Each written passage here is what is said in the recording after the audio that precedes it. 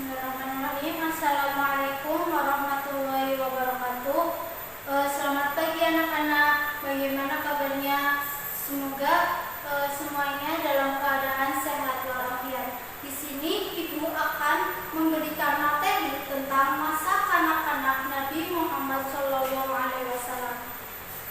Kemudian di sini Ibu memiliki gambar, yaitu gambar yang dimana peristiwa pasukan gajah yang akan menyerang Makkah.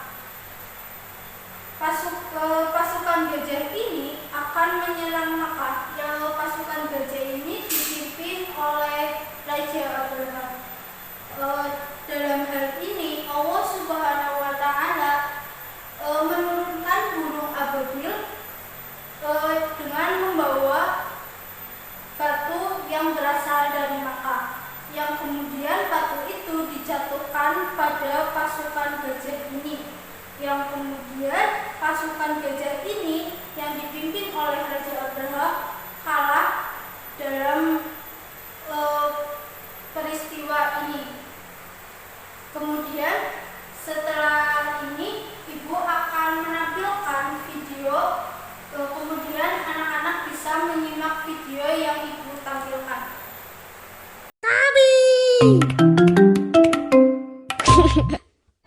Zaman di mana kaum Quraisy hidup dengan cara yang kejam disebut zaman jahiliyah. Pada zaman itu, ada seorang wanita soleh bernama Aminah. Suaminya bernama Abdullah. Pada saat Aminah mengandung, sang suami jatuh sakit dan akhirnya pun meninggal dunia. Aminah merasa sangat sedih karena harus hidup sendirian. Pada suatu malam, ia bermimpi melihat bulan jatuh ke pangkuannya.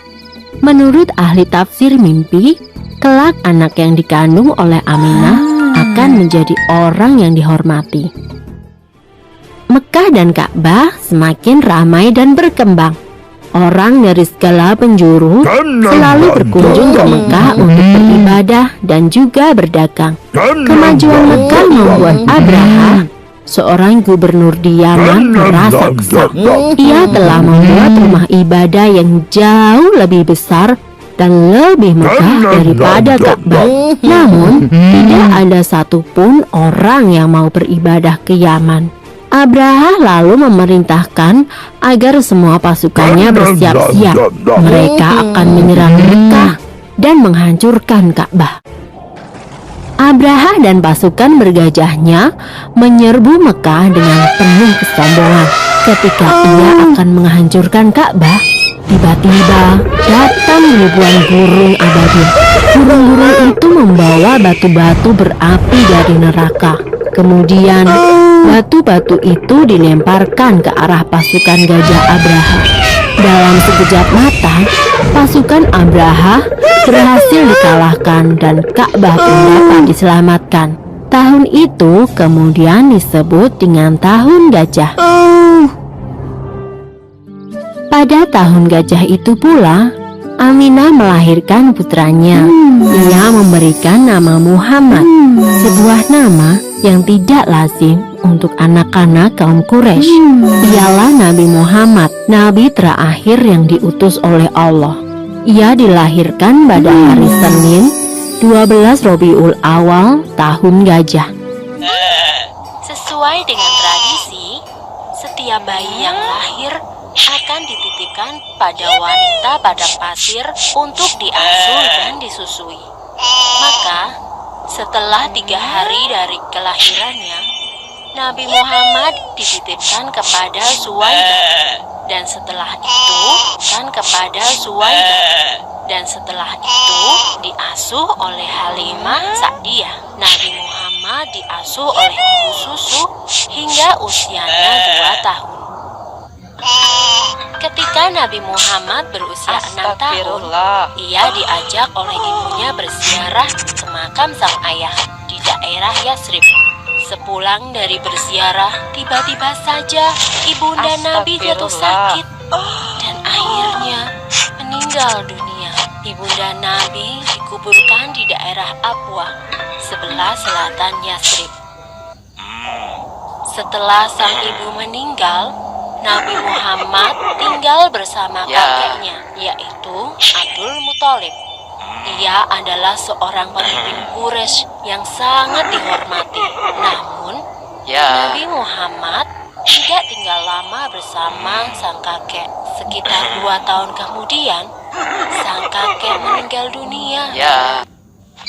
Setelah sang kakek meninggal, Nabi Muhammad diasuh oleh pamannya, yaitu Abu Thalib. Meskipun bukan keluarga kaya, Abu Thalib mengasuh Nabi Muhammad dengan baik. Nabi pun tumbuh dengan sifat-sifat yang terpuji. Ia sangat rajin, cerdas, dan selalu dapat dipercaya. Sejak kecil, Nabi Muhammad sudah terbiasa menggembalakan domba milik sang paman. Ia juga menawarkan jasa untuk menggembalakan domba kepada penduduk Quraisy. Karena sifat Nabi yang dapat dipercaya, banyak orang-orang yang menitipkan ternaknya. Demikianlah, Nabi sudah terbiasa bekerja sejak ia masih kecil. Setelah menyimak video tadi, Ibu akan sedikit menjelaskan materi tentang masa kanak-kanak Nabi Muhammad SAW, yang dimana sebelum Nabi Muhammad SAW itu lahir, kondisi masyarakat Mekah itu sangat menyimpang, yang dimana masyarakat Mekah itu berfoya-foya, kemudian sombong dan juga menyembah berhala. Dalam peristiwa itu, Nabi Muhammad SAW dilahirkan untuk memuliakan akhlak bangsa Mekah. Dalam firman-Nya, "Innama bu'istu liutamima makarimal akhlak", yang artinya, sesungguhnya aku diutus untuk menyempurnakan akhlak-akhlak mulia. Yang kemudian Nabi Muhammad itu dilahirkan pada tanggal 12 Rabiul Awal tahun Hijrah atau bertepatan dengan 20 April 571 Masehi.